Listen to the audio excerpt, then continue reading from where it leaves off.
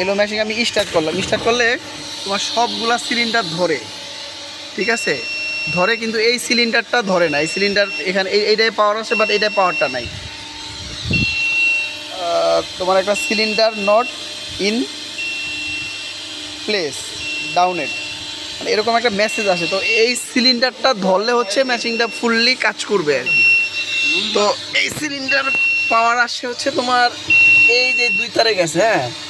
তো এটা পজিটিভটা আছে, বাট নেগেটিভটা আসছে হচ্ছে তোমার এই পিএলসি থেকে। পিএলসির হচ্ছে Y2 থেকে আসছে, হ্যাঁ, এই যে Y2 থেকে। এটাই পাওয়ারটা নাই, হ্যাঁ, এটাই পাওয়ারটা নাই। এটা পাওয়ারটা পাইলে সিলিন্ডারটা ধরলে আবার হচ্ছে তোমার X0-তে আবার একটা পাওয়ার আসলে আবার ছেড়ে দিবে, ছেড়ে দিয়ে উঠে যাবে।